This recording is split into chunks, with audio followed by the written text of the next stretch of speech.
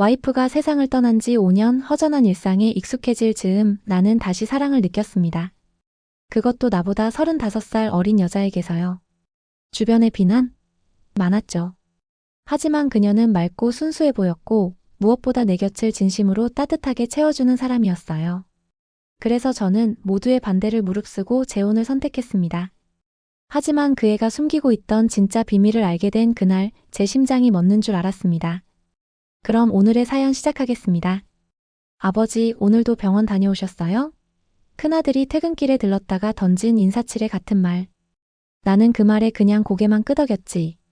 말을 보탤 이유도 감정을 내놓을 힘도 없었어. 와이프가 떠난 지 5년. 시간은 흐른다지만 그 공백은 좀처럼 메워지지 않더라. 처음엔 애들한테 티 안 내려고 했어. 밥도 혼자 잘 해먹는 척, 잠도 곤히 자는 척. 근데 사람이라는 게 혼자 있는 시간만큼 속이 텅 비는 법이더라고. 그날도 마찬가지였어. 일요일 오전 집에 있기 싫어 무작정 나간 길. 한적한 골프장에 들러서 혼자 퍼팅 연습을 하고 있었는데 안녕하세요. 혹시 볼 하나 주워드릴까? 그녀는 그렇게 처음 말을 걸어왔어. 긴 머리에 선크림 냄새 풍기며 웃는 얼굴. 그 순간 참 이상했지. 난데없는 젊은 여자의 인사에 내가 왜 이렇게 가슴이 두근거렸는지. 그녀는 골프장 캐디였다. 올해 30살. 어려운 형편의 부모님 대신 동생 뒷바라지를 하고 있다며 조곤조곤 말하던 그 눈빛, 어쩌면 그때부터 난 이미 빠져들고 있었던 것 같아. 그녀는 내게 먼저 다가오지도 않았고 무언가를 요구하지도 않았어. 그저 내 말에 고개 끄덕이며 내가 흘리는 허탈한 농담에도 진심으로 웃어주었지. 그게 사람의 마음을 얼마나 따뜻하게 해주는 일인지 그제야 알았어. 어느 날 나는 혼잣말처럼 이렇게 말했지. 나 같은 늙은이랑 시간 보내는 거 재미도 없을 텐데 괜찮아요? 그녀는 웃으며 고개를 저었어.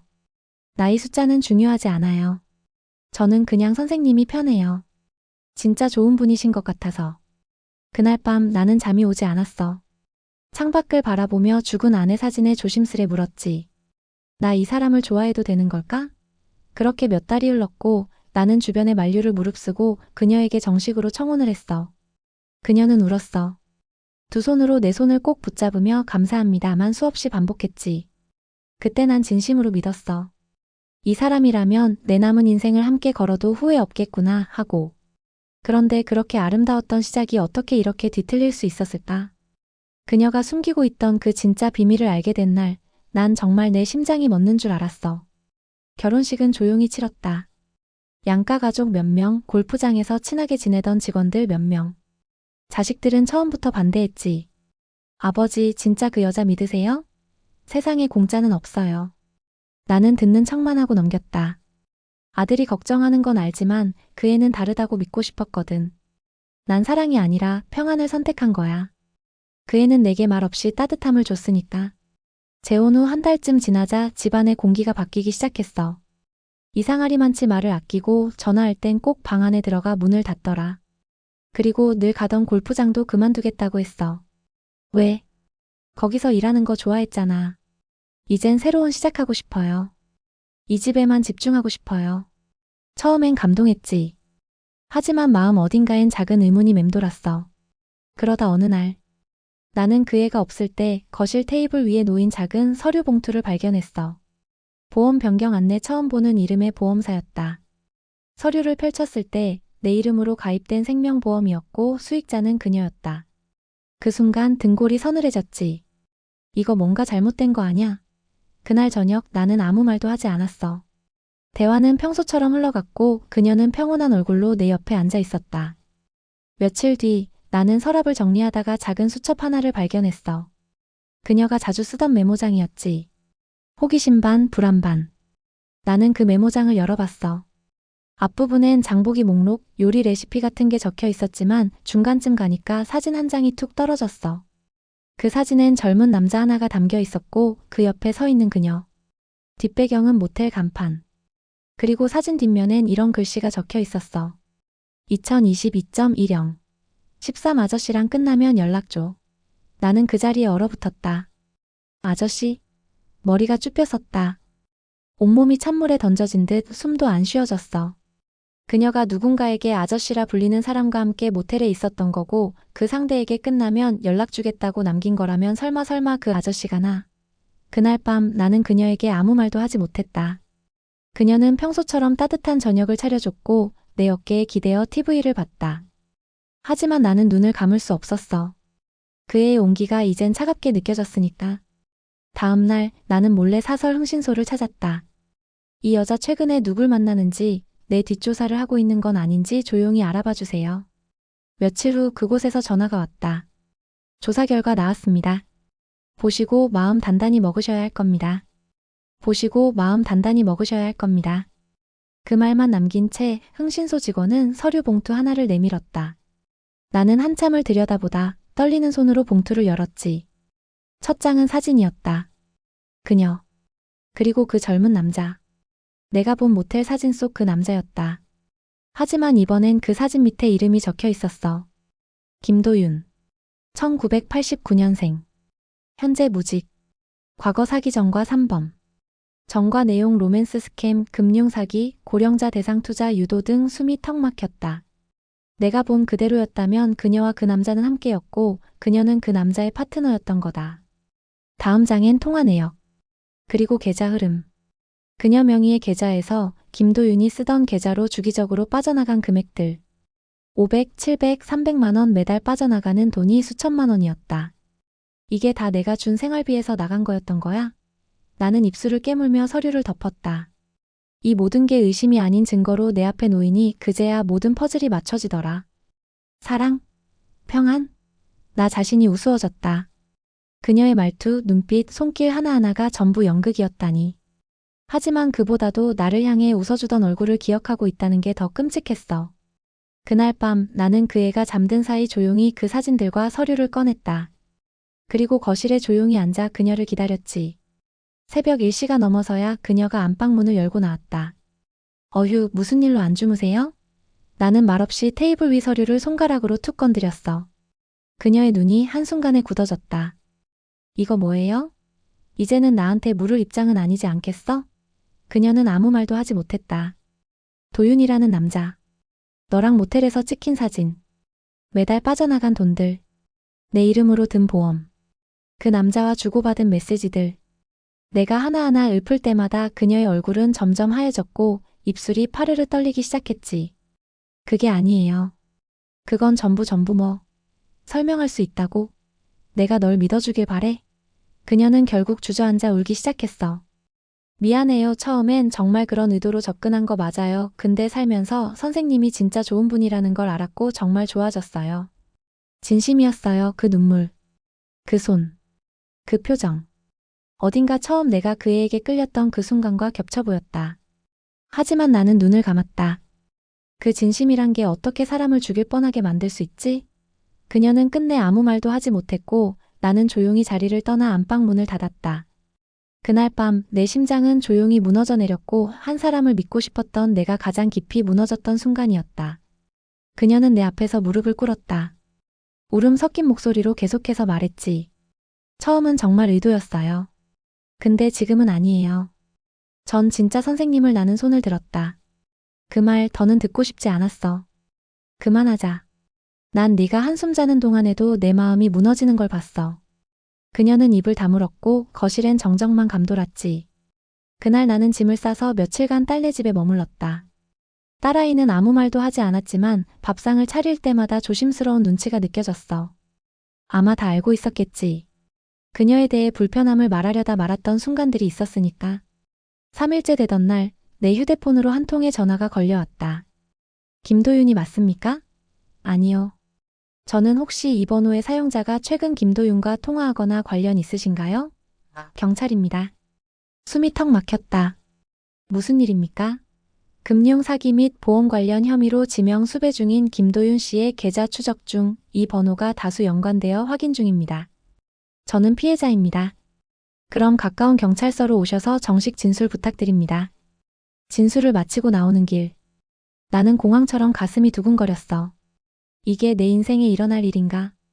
며칠 뒤 변호사를 통해 들은 말. 그녀도 조사를 받고 있다는 거였어.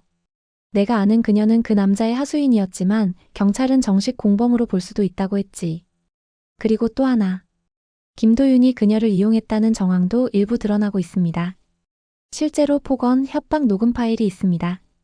그 말에 나는 얼어붙었다. 그녀가 울면서 했던 말들이 하나씩 머릿속에 떠올랐어. 그 사람 내 약점을 알고 있어요. 내 가족도 그 사람이 무섭다고요. 근데 난 그 사람 없으면 내가 다 책임져야 돼요. 그때는 거짓말이라 생각했는데. 그날 밤 나는 조용히 그녀에게 문자를 보냈다. 사실을 알고 싶다. 딱 한 번 만나자. 사실을 알고 싶다. 딱 한 번 만나자. 그렇게 문자를 보낸 지 10분도 안 돼 그녀에게서 답장이 왔다. 내가 할 수 있는 모든 말 지금 전하겠습니다. 약속 장소는 집 앞 작은 공원이었어. 밤 9시 사람도 없고 나무 사이 가로등만 희미하게 빛나고 있었지. 그녀는 벤치에 이미 앉아 있었고 그 얼굴은 전보다 훨씬 야위어 있었다. 왔어요? 그래. 이야기해봐. 처음부터 전부. 그녀는 한참을 말없이 앉아 있다가 조용히 입을 열었어. 처음엔 진짜 돈 때문이었어요. 그 사람이 골프장에 오는 노년 남자들 중에 당신 같은 사람 붙잡으면 인생 끝난다며 계획을 세웠고 저는 그 말에 따랐어요. 그 사람 김도윤이라는 남자. 그녀는 고개를 끄덕였어. 대학생 때 만났어요. 사귄 건 아니었어요. 근데 제가 가족 일로 큰 빚을 지고 있었는데 그걸 대신 갚아준 데서 그 대가로. 네. 그 후부터는 거의 협박에 가까웠어요. 도망치면 내 가족 다친다. 너 감옥 가게 만들겠다면서요. 그녀는 울지 않았어. 대신 말할수록 손이 계속 떨리고 있었지. 근데 선생님이 자꾸 잘해주시니까 오히려 무서웠어요. 이게 진심이 되면 안 되는데 그 사람은 내가 흔들리는 걸 알아채고 더 강하게 나왔고 그럼 그때 사진은? 그녀는 고개를 숙였어. 그날도 협박받고 만났어요. 아저씨 돈 더 뽑아내야 한다면서 제 앞에서 일부러 사진 찍고 제가 도망 못 치게 하려고. 나는 숨을 내쉬었어. 그래도 이 모든 걸 왜 숨긴 거야? 내가 널 조금이라도 믿게 되면 나중에 더 아플 거라는 생각 안 했어? 그녀는 한참 말이 없다가 조용히 말했다. 그게 제가 살아온 방식이었어요. 잘못된 줄 알아도 도망칠 용기도 없었고 무섭고 그렇게 살아왔어요. 나는 그 자리에서 아무 말도 하지 못했어. 어떤 말도 그녀가 살아온 그 무게를 쉽게 평가할 수 없다는 걸 알았거든. 지금은 그 사람과 완전히 끝났다고 믿어도 되나? 그녀는 작게 고개를 끄덕였다. 경찰이 오고 나서 더는 연락도 못하고 저도 이제 다 말하고 싶었어요. 그날 밤 나는 오랜만에 깊은 잠을 잤다. 그녀가 용서를 받을 수 있을지는 모르겠지만 적어도 거짓이 아닌 말들을 들었다는 사실 하나만으로도 내 마음 어딘가는 조금씩 풀리고 있었거든. 며칠 동안 나는 집 밖으로 나가지 않았다. 전화도 받지 않고 밥도 제때 챙기지 않았다. 창밖으론 가을비가 내리고 있었고 방 안엔 그녀의 흔적들이 아직 남아 있었지. 침대 맡 작은 수납장엔 그녀가 접어둔 수건, 냉장고엔 손글씨로 적은 반찬 이름들. 파김치 된장찌개용 육수 있음 밤 조림은 나중에 꺼내기 그 메모 한 줄 한 줄이 내 가슴을 누르기 시작했다. 그녀가 사기꾼의 하수인이었다는 사실 그것만으로는 다 설명되지 않는 감정이 있었어. 이건 배신이다라고 분노한 내 한쪽 마음. 그리고 그 사람도 피해자일 수 있다고 자꾸 변명해주고 싶어지는 또 다른 나. 나는 아내의 사진 앞에 앉았다. 나 이 여자를 사랑한 건 아니야. 말은 그렇게 했지만 목소리가 떨렸어. 근데 이 여자가 보여준 따뜻함은 거짓이라기보단 살아남으려는 몸부림이었던 것 같아. 사진 속 아내는 늘 그렇듯 조용히 웃고 있었고 그 미소에 자꾸만 눈물이 났다. 결국 나는 그녀를 다시 불렀다. 우리 집 마당 끝 벤치에서 조용히 마주 앉았다. 이제 선생님 얼굴 보는 것도 죄송해서 그래도 오늘은 봐야겠더라. 그녀는 내 눈을 제대로 못 보고 계속 손톱만 만지작거렸다. 나는 너를 용서하진 못해. 최소한 지금은. 그 말에 그녀는 고개를 숙였다. 하지만 그렇다고 내 삶까지 완전히 부정하고 싶진 않아. 그녀는 그제야 내 눈을 마주봤다. 그 말 무슨 뜻이에요? 나는 잠시 망설이다가 말했다. 내가 가진 모든 걸 너한테 줄 순 없어. 그리고 지금은 같이 살 자신도 없어. 네. 하지만 너 나 때문에 망가졌으면 안 되니까. 나는 봉투 하나를 건넸다. 그 안엔 그녀 앞으로 내가 가입해놓은 소액 통장 하나와 도움받을 수 있는 변호사 연락처가 들어있었다. 이건 새 출발하라고 주는 거야. 날 이용한 대가도 아니고 동정도 아니야. 그냥 내가 너한테 진심이었던 그 시간에 대한 내 방식의 마침표야. 그녀는 봉투를 받아들고도 한참 말을 잇지 못했다. 저 앞으로는 어떻게 살아야 할지 모르겠어요. 나는 웃으며 대답했다. 그걸 이제부터 천천히 알아가면 되는 거야. 그녀는 조용히 일어나 고개 숙여 인사한 뒤 천천히 돌아섰다. 그 뒷모습이 유난히 작아 보였지만 나는 처음으로 그녀를 완전히 놓아줄 수 있을 것 같았다. 그녀가 떠난 다음 날부터 집안은 더 조용해졌다. 냉장고 문을 열면 반쯤 남은 조림통, 두어 장 남은 그녀의 메모가 그대로 있었다. 버릴까도 생각했지만 차마 손이 가지 않았다. 아침마다 혼자 마시는 커피는 예전보다 더 씁쓸했고 TV 속 예능은 웃기다기보다 시끄럽게만 느껴졌다.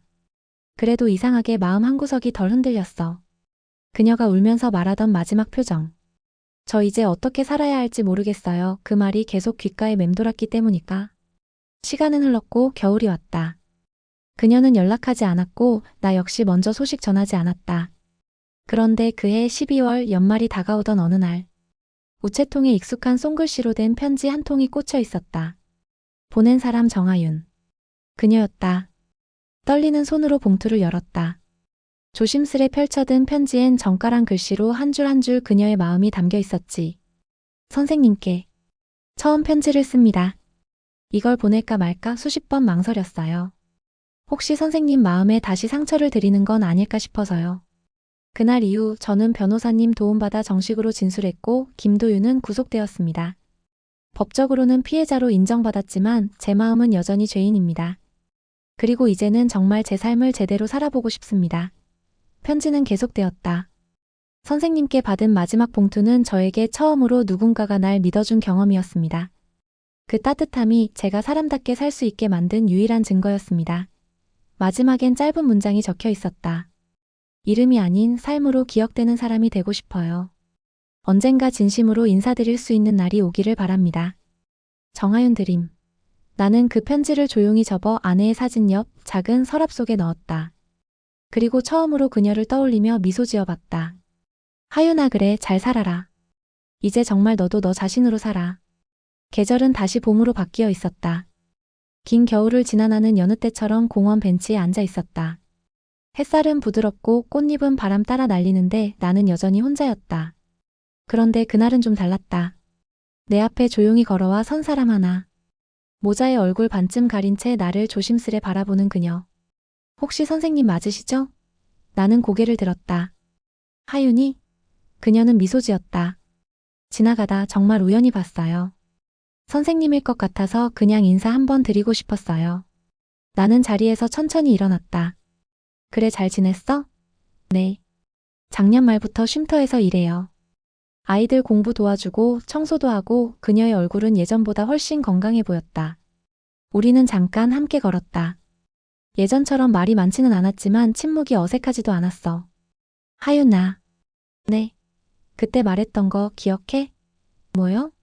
이름이 아닌 삶으로 기억되고 싶다던 말. 그녀는 작게 웃었다. 지금도 그래요. 누구 딸, 누구 여자, 누구 피해자 그런 타이틀 말고 그냥 저 자신으로 살고 싶어요. 나는 고개를 끄덕였다. 잘하고 있어. 네가 걸어가는 그 길이 진짜 너야. 공원 출구 앞에서 우리는 걸음을 멈췄다. 전 이제 가볼게요. 더 머물면 마음이 또 약해질 것 같아서. 그래. 잘 가라, 하윤아. 선생님도요. 다시 사랑하시고 다시 웃으셨으면 좋겠어요. 그녀는 작게 인사하고 천천히 걸어갔다. 그 뒷모습은 이제 슬프지 않았다. 나는 벤치에 다시 앉았다. 주머니에서 접어넣었던 그녀의 첫 편지를 꺼냈다. 가볍게 접었다 펴며 그 한 줄을 다시 되뇌었다. 이름이 아닌 삶으로 기억되고 싶어요. 그래, 하윤아. 이제는 너도 그리고 나도 우리가 만든 선택과 고백으로 삶을 다시 살아가면 되는 거야. 우린 다시는 돌아가지 않을 거야. 하지만 절대 후회하지도 않을 거야. 세월이 또 한 바퀴 돌았다. 내 나이도 어느새 70을 넘겼고 몸은 전보다 자주 아팠다. 병원에서는 관절, 혈압, 콜레스테롤 얘기를 했지만 나는 이상하게도 마음이 평온했다. 이 정도면 살 만큼 산 거지. 하루의 시작은 여전히 커피 한 잔이다. 예전엔 외로움이었고 지금은 습관이다. 그녀와의 일도 그 계절도 이젠 아주 멀리 있는 꿈처럼 느껴졌다. 하지만 이상하게도 잊히지는 않았다. 어디선가 바람결에 들려오는 웃음소리, 어떤 식당 앞 메뉴판, 글씨체, 공원 벤치에 앉은 누군가의 뒷모습. 그럴 때마다 나는 조용히 중얼거렸다. 잘 살고 있겠지. 한 번은 우연히 쉼터 봉사활동 사진을 본 적이 있었다. 하윤이의 모습이 작게 잡혀 있었고 그녀는 여전히 아이들 옆에서 작게 웃고 있었다. 그때 나는 처음으로 확신했다. 이 사람 정말 다시 태어난 거구나. 그 모습을 보니 마음속 어딘가가 조용히 닫히는 느낌이었다. 며칠 전엔 딸아이가 물었다. 아버지, 다시 누굴 사랑하고 싶다고 생각한 적 있어요? 나는 잠시 멈칫하다가 대답했다. 사랑은 꼭 시작하고 끝내는 게 아니라더라. 때로는 그냥 가슴에 조용히 놓아두는 것도 사랑이야. 딸은 아무 말 없이 내 손을 잡았다. 그 손이 참 따뜻했다. 지금 나는 누구의 남편도 누구의 아버지도 아닌 그냥 나 자신으로 살아가고 있다. 이름 없이도 관계 없이도. 그저 조금 더 솔직하고 조금 더 담백하게. 그리고 무엇보다 누군가의 진심을 온전히 품어봤던 사람으로. 그게 내 남은 인생의 전부이자 가장 값진 시간이었다. 요즘은 아침마다 해가 참 천천히 뜬다. 예전 같았으면 그 느린 빛이 답답하고 지루했을지 몰라도 지금의 나는 그저 고맙다. 하루가 이렇게 다시 시작된다는 게 그 자체로 충분하니까. 집 앞 공원 벤치는 여전히 그 자리에 있다. 내가 하윤이와 마지막으로 마주 앉았던 그 벤치. 요즘은 그 자리에 앉아 하염없이 사람들을 바라본다. 누군가는 통화를 하고 누군가는 강아지를 안고 누군가는 혼자 걷는다. 그중 누군가는 어쩌면 과거의 나일지도 모르지. 가끔은 그런 생각도 든다. 만약 그날 골프장에서 그녀를 처음 만나지 않았더라면, 아니 그녀가 나를 속이지 않았더라면 우리는 지금 어떤 모습으로 살아가고 있을까? 하지만 곧 그 생각을 접는다. 이제는 바라는 것도 후회하는 것도 아니다. 그저 있었던 그 모든 일이 내 삶의 일부였다고 인정하는 것. 그걸로 충분하다. 그녀는 지금 어디서 누구와 어떻게 지내고 있을까? 혹시 누군가를 진심으로 사랑하고 있을까? 아니면 여전히 자신을 증명해내며 매일을 버텨내고 있을까? 나는 알지 못한다. 하지만 그녀의 마지막 편지에 적혀 있었던 그 말은 지금도 내 기억에 선명하다. 선생님을 통해 처음으로 누군가에게 받아들여졌던 그 감정을 기억합니다. 그 진심 덕분에 저는 다시 살아볼 용기를 낼 수 있었어요. 그래. 어쩌면 그 한 문장으로 나는 충분했던 거다. 그녀가 진심을 느꼈고 다시 살고 싶다고 말해줬던 그 순간. 그건 내가 누군가의 인생에 잠시나마 따뜻한 쉼이었다는 증거니까. 내 이름은 사람들의 기억 속에서 곧 사라질 테지만 누군가의 마음 한켠에서 잠시라도 머물렀던 따뜻한 사람이었다면 그걸로 됐다.